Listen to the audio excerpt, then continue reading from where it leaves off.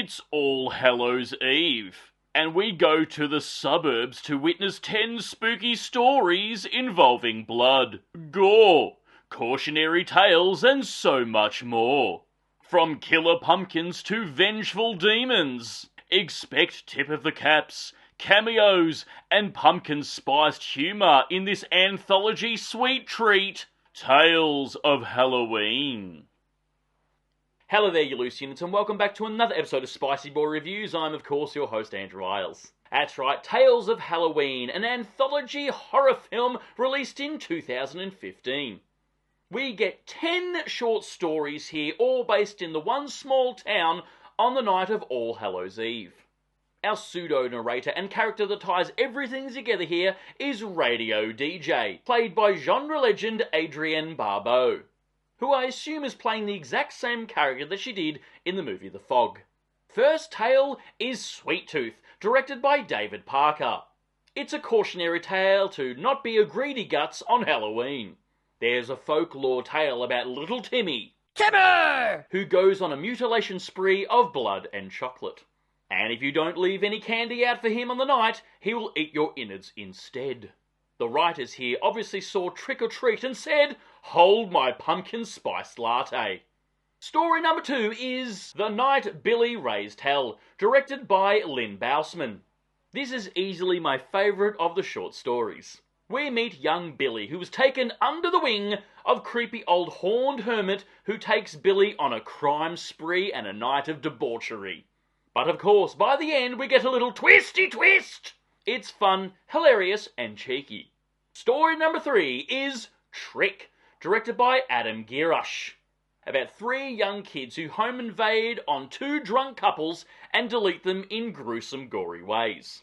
Clearly these kids are from Melbourne, Australia, knowing that their actions won't have any backlash or repercussions because our bail laws here are the flimsiest and absolutely laughable. However, there is also a twisty twist here that can justify some actions. Short film number 4 is The Weak and the Wicked, directed by Paul Soleil. It has a western flavour with 3 BMX bandits terrorising the innocent. But a vengeful demon is having none of it! And the turntables have...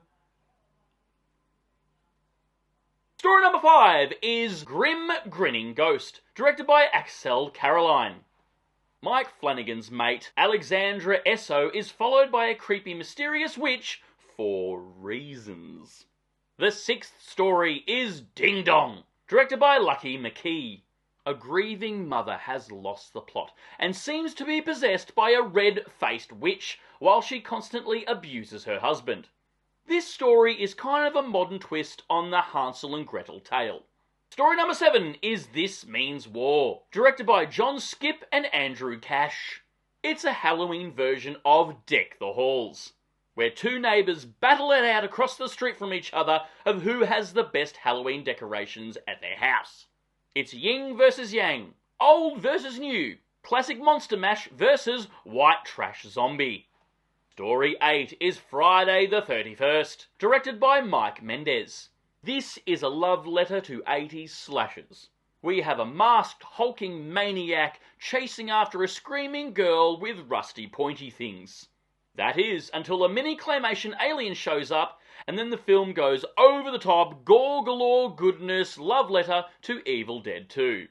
Batshit crazy stuff. Short film number 9 is The Ransom of Rusty Rex, directed by Ryan Schifrin. 2 burglars kidnap a millionaire's son while he's out trick-or-treating, with a plan to hold him ransom for a hefty fee, which of course can only go well. But of course, turns out the child is not what they expected. Somewhere, Abigail is saying, "My ears are burning." And last but not least, story number 10 is Bad Seed, directed by Neil Marshall. This is a gritty cop story hunting down a killer murderous jack-o'-lantern. Anthology films, to me, are quintessential Halloween. It's perfect viewing where you don't have to really engage and spend too much attention for an hour and a half runtime. You can have it on in the background with a Halloween party, or sit there and get invested. If you're not super into a specific story on screen, don't worry, because 10 minutes later, there'll be another one. This film does the genre really well. It's different styles and visions, bloody gore galore goodness, puppetry and practical effects, a lot of charm and humour with everything Halloween, all soaked in a neon light bukkake party. The stories are all referenced and mention each other. There's a little bit of crossover here and there. And I love it that it's all been based in one night in a tiny little suburban town. We get a few cameos here from familiar faces, and more than enough horror movie and world references, tip of the caps and nods. This is a perfect watch for Halloween. Not all anthology films are created equal, however. There is a bunch out there, and you've got to sort of sift through which ones you like. But this has enough charm and style and fun and humour that I rank it up there with some of the best. Some will prefer Trick or Treat, some will prefer this one, some love the early days with Creepshow. I love them all.